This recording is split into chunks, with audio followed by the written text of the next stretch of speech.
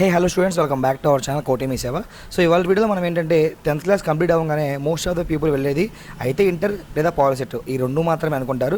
But ఇవి కాకుండా చాలా కోర్సెసే ఉన్నాయన్నమాట. అందులో ఒకటే ఈ యానిమల్ హస్బెండరీ పాలిసెట్. సో ఇది ఏంటంటే 2 years డిప్లొమా కోర్స్ అయితే ఉంటుంది అనమాట. సో ఇందులో ఏంటంటే పశు వైద్యం సంబంధించిన కోర్సెస్ అయితే ఉంటాయి. 2 years చేయాల్సి ఉంటుంది. 2 years తర్వాత దీని మీద డిగ్రీ గ్రాడ్యుయేషన్ కూడా ఉంటుంది అనమాట. అయితే ఈ యానిమల్ హస్బెండరీ పాలిసెట్ డిప్లొమా కోర్సెస్కి ఆన్లైన్లో ఎలా అప్లై చేసుకోవాలి, ఏమేమి డాక్యుమెంట్స్ అవసరం అవుతాయి step by step process video అనమాట ఇది. సో ఇంట్రెస్ట్ ఉన్న వాళ్ళు ఎవరైనా సరే 10th కంప్లీట్ చేసిన వాళ్ళందరూ కూడా దీనికి అర్హులే అనమాట. సో ఆన్లైన్లో ఎలా అప్లై చేసుకోవాలో స్టెప్ బై స్టెప్ ప్రాసెస్ అయితే నేను మీకు చూపిస్తాను నా పీసీలో. మీరు కూడా చూసి కుదిరితే ట్రై చేసుకోండి. అండ్ ఈ వీడియో మీకు నచ్చితే లైక్ చేయండి. ఇలాంటి మరికొన్ని అప్డేట్స్ కోసం ఛానల్ సబ్స్క్రైబ్ చేసుకుని పక్కన ఉన్న బెల్ మీద క్లిక్ చేసి ఆల్ అనే ఆప్షన్ కూడా సెలెక్ట్ చేసుకోండి. దీనికి సంబంధించిన వెబ్సైట్ వచ్చేసరికి svvuedu.in అంటే శ్రీ వెంకటేశ్వర పశు వైద్య విద్యాలయం తిరుపతి అనమాట. సో యూనివర్సిటీ తిరుపతిలో అయితే ఉంటుంది. ఇప్పుడు దీనికి మనం ఆన్లైన్లో ఎలా అప్లై చేసుకోవాలో చూపిస్తాను. ఈ వెబ్సైట్ లింక్ డిస్క్రిప్షన్లో ఉంటుంది. సో అక్కడ నుంచి ఈ సైట్లోకి మీరు ఎంటర్ అవ్వగానే online link for admission into 2 years diploma in animal husbandry for the academic year 2025 and 26 అని ఉంది కదా, దాని మీద క్లిక్ చేయగానే మీకు ఇలాంటి సైట్ అయితే ఓపెన్ అవుతుంది అనమాట. ఇదే అటువరకు ఇవన్నీ కూడా అగ్రి పాలిసెట్ అని చెప్పేసి దాంట్లోనే శ్రీ వెంకటేశ్వర యూనివర్సిటీ వాళ్ళు, ఫిషరీస్ వాళ్ళు, అదేవిధంగా అగ్రి పాలిసెట్ ఇవన్నీ కూడా ఉండేవన్నమాట. ఆల్మోస్ట్ ఒక అప్లికేషన్తో 4 కోర్సెస్ అయితే ఉండేవి. ఇప్పుడు దాన్ని సపరేట్ చేసి విడదీసి సపరేట్గా ఫీజు అయితే పే చేయించుకుంటున్నారనమాట. సో ఈ అప్లికేషన్ అనేది మనకి 13వ తేదీ నుంచి అయితే స్టార్ట్ అయినాయి ఆన్లైన్ అప్లికేషన్ అనేవన్నీ కూడా, అంటే నిన్నటి నుంచి. అండ్ ఎండ్ వచ్చేసరికి అప్లికేషన్ ఎండింగ్ డేట్ July 2 వరకు అయితే ఉందన్నమాట. ఇప్పుడు దీనికి ఎలా అప్లై చేయాలో చూద్దాం. దానికంటే ముందు మీరు కనుక నాన్ మున్సిపల్ ఏరియా వాళ్ళు అయినట్లయితే, అంటే రూరల్ ఏరియా వాళ్ళు అయినట్లయితే కనుక ఖచ్చితంగా మీరు Form 1 తీసుకోవాల్సి ఉంటుందన్నమాట. సో ఆ Form 1 ఫామ్ కూడా ఇక్కడే ఉంటుంది. Form 1 to be uploaded by the students studied in non municipal area అని చెప్పేసి కనబడుతుంది కదా. సో ఈ ఫామ్ని అయితే ప్రింట్ తీసుకుని ఎవరైతే నాన్ మున్సిపల్ ఏరియాలో అనగా రూరల్ ఏరియాలో చదువుకున్నారో వారందరూ కూడా ఈ ఫామ్ని ఫిల్ చేసి అయితే అప్లోడ్ చేయవలసి ఉంటుంది. సో కాబట్టి ఈ ఫామ్ని ముందుగానే మీరు ప్రింట్అవుట్ తీసుకుని మీరు చదివిన 6th దగ్గర నుంచి 10th వరకు ఉన్న స్కూల్స్, అకాడమిక్ ఇయర్స్, స్కూల్ అడ్రస్లు, name of the head master with seal ఇవన్నీ వేయండి. అప్లికేషన్లో ఇది కూడా అప్లోడ్ చేయాల్సి ఉంటుంది అనమాట. సో అది కూడా మీరు ఫిల్ చేయించి నాన్ మున్సిపల్ ఏరియా వాళ్ళనట్లయితే స్కాన్ చేసిన తర్వాత ఇక్కడ కనబడుతున్న registration for admission into 2 years diploma program 2025-26 మీద నొక్కగానే మీకు ఈ విధంగా కనబడుతుంది అనమాట. ఇక్కడ బోర్డ్ ఆఫ్ ఎడ్యుకేషన్ దగ్గర మీ యొక్క బోర్డు సెలెక్ట్ చేసుకోండి. సో మీది ఏ బోర్డు అనేది, అంటే జనరల్గా మన ఎస్ఎస్సీలో కంప్లీట్ అయిన వాళ్ళైతే రెగ్యులర్గా ఇక్కడ మీరు ఏపీపీఎస్సీ, బీఎస్సీ రిజల్ట్స్ మార్క్స్ మీద సెలెక్ట్ చేసుకోండి. ఇయర్ మార్క్స్ ఇచ్చారు కాబట్టి. లేదు సిబిఎస్ఈ రిజల్ట్స్ అయితే ఇక్కడ, సిబిఎస్ఈ రిజల్ట్స్ విత్ 500 మార్క్స్ అయితే ఇక్కడ, అదేవిధంగా ఐసిఎస్సి బోర్డు అయితే ఇక్కడ, ఆంధ్రప్రదేశ్ ఓపెన్ స్కూల్స్ అయితే ఇక్కడ, లేదా టీఎస్ తెలంగాణ బోర్డు వాళ్ళు ఇక్కడ, టీఎస్ ఓపెన్ వాళ్ళు ఇక్కడ అనమాట. సో ఏపీ ఓపెన్ వాళ్ళకి కూడా ఛాన్స్ అయితే ఇవ్వడం జరిగింది వీళ్ళు. సో ఏపీఓఎస్ఎస్ అంటే ఏపీ ఓపెన్ 10th కట్టిన వాళ్ళు అనమాట. సో క్లిక్ చేసిన తర్వాత ఎగ్జామినేషన్ అనేది మీరు రెగ్యులర్గానే కంప్లీట్ అయ్యిందా, సప్లిమెంటరీ ద్వారా కంప్లీట్ అయిందా అని చెప్పేసి అడుగుతుంది. సో రెగ్యులర్ అయితే రెగ్యులర్, సప్లై అయితే సప్లై ఇచ్చేసి ఇక్కడ మీకు చూపించడం కోసం డెమోగా ఏదో కొట్టే డమ్మీది.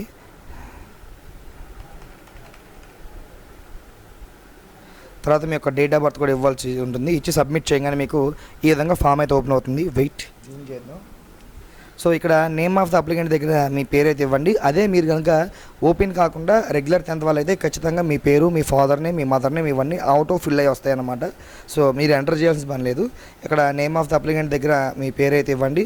తర్వాత పాస్పోర్ట్ సైజ్ ఫోటో మీద ఒకటి అప్లోడ్ చేయాల్సి ఉంటుంది. తర్వాత ఫాదర్ నేమ్ దగ్గర మీ యొక్క ఫాదర్ నేమ్, ఇవన్నీ కూడా మీ యొక్క ఎస్ఎస్సి మెమోస్లో ఏ విధంగా ఉన్నాయో అదే విధంగా ఇవ్వాల్సి ఉంటుంది. తర్వాత మదర్ నేమ్ దగ్గర మదర్ నేమ్ ఇచ్చేసి మీ యొక్క జెండర్ మేలా ఫిమేల్ అని అడుగుతుంది. ఏదైతే అది సెలెక్ట్ చేసుకోండి. మీ యొక్క క్యాస్ట్ కూడా ఇవ్వాల్సి ఉంటుంది అనమాట. ఓసీ వాళ్ళు అయితే కనుక ఈడబ్ల్యూఎస్ అడుగుతుంది, అంటే ఎకనామికలీ వీకర్ సెక్షన్. అది కనుక మీకు ఉంటే ఎస్ పెట్టి ఈడబ్ల్యూఎస్ని కూడా ఇక్కడ మీరు ఇవ్వాల్సి ఉంటుంది. ఒకవేళ మీకు లేకపోతే నో పెట్టేసి కంటిన్యూ చేయొచ్చు. అప్పుడు మీరు అన్రిజర్వ్డ్ యూఆర్ కింద వస్తారు, ఓసీలో రిజర్వేషన్ లేని వాళ్ళ కింద. ఎస్సీ వాళ్ళకి తెలుసు కదా గ్రూప్ వర్గీకరణ జరిగింది, అలా మీరు ఏ గ్రూప్కి చెందిన వాళ్ళు చూసుకుని అది కూడా పెట్టేసి వేసుకోవచ్చు మిగతా క్యాస్ట్ వాళ్ళందరూ కూడా. సో మీ క్యాస్ట్ ఏంటనేది మీరు ఇక్కడ డిసైడ్ అయ్యి పెట్టేస్తే సరిపోద్ది అంతవరకు. నెక్స్ట్ విచ్ ఏరియా స్టడీడ్ అనమాట, మీరు ఎక్కడ చదివారు, నాన్ మున్సిపల్ ఏరియాలోనో మున్సిపల్ ఏరియాలో అని చెప్పేసి అడుగుతుంది అనమాట. సో మున్సిపల్ అయితే ఓకే, అండ్ నాన్ మున్సిపల్ అయితే మీరు ఖచ్చితంగా Form 1 ఇందాక నేను చూపించా కదా ఈ Form 1 కూడా మీరు ఫిల్ చేసి అప్లోడ్ చేయాల్సి ఉంటుందన్నమాట. తర్వాత మీ యొక్క మొబైల్ నెంబర్ ఇవ్వాల్సి ఉంటుంది. తర్వాత మీ యొక్క మెయిల్ ఐడి కూడా ఇవ్వాల్సి ఉంటుందన్నమాట. తర్వాత మీ యొక్క అడ్రస్ అనమాట. సో ఇక్కడ వరకు ఏంటంటే మీ యొక్క పర్సనల్ డేటా కంప్లీట్ అయిపోయింది. నెక్స్ట్ మీ యొక్క అడ్రస్ ఇవ్వాల్సి ఉంటుంది కమ్యూనికేషన్ కోసం.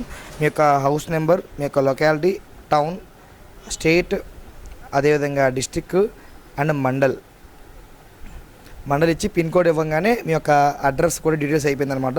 And by the way animal హస్బెండరీలో మా విలేజ్లో అంటే కృష్ణా డిస్టిక్ నాగలంక మండలంలో కూడా అంజలి పాలిటెక్నిక్ అని చెప్పేసి ఒక యానిమల్ హస్బెండరీ కాలేజ్ కూడా ఉంది. సో మోస్ట్లీ ఇవి స్టేట్లో 6 or 7 లేదా 4 ఉన్నాయేమో మేబీ. సో అందులో ఈ కృష్ణా డిస్టిక్స్లో మాకు ఇది ఒకటి ఉందన్నమాట మా ఏరియాలో. అండ్ ఫిషరీస్ కూడా ఉంది మాకు దగ్గరలోనే. అండ్ నెక్స్ట్ స్పెషల్ కేటగిరీస్ అనమాట. స్పెషల్ కేటగిరీస్లో సిఏపి కనుక మీకు ఉంటే ఎస్పెట్టి ఆ సిఏపి సర్టిఫికేట్ అప్లోడ్ చేయాల్సి ఉంటుంది, లేకపోతే నో సెలెక్ట్ చేసుకోండి పర్వాలేదు. ఫిజికల్లీ హ్యాండిక్యాప్డ్ మీరు ఆర్థోపెడికల్లీ డిసేబుల్డా, హీరింగ్ డిసేబుల్డా, విజువల్ ఇంపాక్ట్ అని అడుగుతుంది. సో డిజేబిలిటీ మీకు ఏమైనా ఉంటే సెలెక్ట్ చేయండి, లేదా నాట్ అప్లికేబుల్ సెలెక్ట్ చేసుకోండి. తర్వాత ఎస్ఎస్సి మీరు ఎన్సీసీ సర్టిఫికేట్ ఉందని అడుగుతుంది. ఎన్సీసీ ఉంటే కనుక ఎస్పెట్టి ఆ సర్టిఫికేట్ అప్లోడ్ చేయాలి, లేకపోతే నో సెలెక్ట్ చేస్తే సరిపోద్ది. తర్వాత స్పోర్ట్స్ కోట ఏమన్నా ఉంటే కనుక స్పోర్ట్స్ ఎస్పెట్టి ఇవ్వాల్సి ఉంటుంది. అది నేషనల్ లెవెల్ అయితే మాత్రమే ఇవ్వండి. నేషనల్, ఇంటర్నేషనల్, స్టేటు ఇవేవి కాదు. డిస్ట్రిక్ట్, మండలం అయితే కనుక నో ఇచ్చేసేయండి, ఎందుకంటే అది మీకు వ్యాలిడిటీ కాదనమాట యాజ్ పర్ నోటిఫికేషన్ ప్రకారం. తర్వాత స్కౌట్స్ అండ్ గైడ్ గురించి కూడా అడుగుతుంది అనమాట. ఇది కూడా మీకు ఉంటే ఎస్ ఇవ్వండి, లేకపోతే నో సెలెక్ట్ చేసుకొని సరిపోతుంది. అండ్ ఇంతవరకు మనకి స్పెషల్ కేటగిరీ యొక్క డీటెయిల్స్ అయిపోయింది. నెక్స్ట్ ఎడ్యుకేషనల్ డీటెయిల్స్ అనమాట. అండ్ ఎడ్యుకేషన్ డీటెయిల్స్ దగ్గర ఏంటంటే మీరు 4th క్లాస్ దగ్గర నుంచి 10th క్లాస్ వరకు ఏ ఇయర్లో చదివారు అంటే 4th ఏ ఇయర్లో కంప్లీట్ అయింది, 5th ఏ ఇయర్లో కంప్లీట్ అయింది, 6th ఇయర్లో కంప్లీట్ అయింది, ఇలా ఇయర్ వైజ్ ఇవ్వాలి. తర్వాత స్టేట్స్ కూడా ఇవ్వాలి. స్టేట్ ఇచ్చిన తర్వాత మీ యొక్క డిస్ట్రిక్ట్ కూడా ఇవ్వాల్సి ఉంటుంది అనమాట.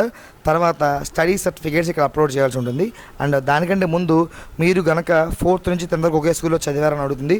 అలా చదివితే ఎక్స్పెక్ట్ చేసి మీరు 10th క్లాస్ యొక్క స్టడీ అంటే 10th దగ్గర స్టడీ ఒకటి పెడితే సరిపోద్ది. ఇవన్నీ ఆప్షనల్ కింద వస్తాయి. లేదు మేము ఈ 4th to 10th చాలా 4-5 రకాల స్కూల్స్లో చదివామనుకుంటే కనుక నో సెలెక్ట్ చేసి ప్రతి అప్లోడ్ చేయాల్సి ఉంటుంది అనమాట. తర్వాత గెట్ రీజన్ కొట్టంగానే మీ యొక్క రీజన్ ఏంటనేది ఇక్కడ ఆటోమేటిక్గా డిస్ప్లే వస్తుంది. తర్వాత ఇక్కడ వీళ్ళు 10th ఏపీ ఓపెన్ స్కూల్ యొక్క మార్క్స్ అయితే వీళ్ళు ప్రజెంట్ చేయడం జరిగింది. 600కి టోటల్ మార్క్స్. మీకు ఎన్ని వచ్చాయని చెప్పేసి ఇక్కడ మీరు ఇవ్వాల్సి ఉంటుంది అనమాట. అండ్ దాని తర్వాత మీరు సబ్జెక్ట్స్ వైజ్గా సైన్స్లో, మ్యాథ్స్లో, సోషల్లో మీకు ఎన్ని మార్క్స్ వచ్చాయని కంప్లీట్గా ఇవ్వాలి. మీరు మార్క్స్ ఇవ్వగానే పక్కన పర్సంటేజ్ క్యాలిక్యులేట్ అయ్యి వస్తుంది అనమాట. ఇక్కడ చూసారు కదా, పర్సంటేజ్ క్యాలిక్యులేట్ అయ్యి వస్తుంది. తర్వాత మీ యొక్క 10th క్లాస్ మార్క్స్ మేమో అయితే అప్లోడ్ చేయాల్సి ఉంటుంది. ఇది ఖచ్చితంగా mandatory feed. And SSC transfer certificate అన్నాడు, ఇది ఆప్షనల్ మాత్రమే. టీసీ ఉంటే ఇవ్వండి, లేకపోతే పర్వాలేదు అనమాట. ఇక్కడ కనబడుతున్న అండర్టేకింగ్ ఇవన్నీ కూడా డిక్లరేషన్లు అన్నీ కూడా టిక్ చేసి జస్ట్ సబ్మిట్ క్లిక్ చేయడం కానీ మీకు నెక్స్ట్ పేజ్లోకి అయితే వెళ్తుంది అనమాట. సో నెక్స్ట్ పేజ్లో మనకి పేమెంట్ ఆప్షన్ అయితే ఉంటుంది. ఆ పేమెంట్ ఎలా కట్టాలో చూపిస్తాను ఇప్పుడు నేను మీకు.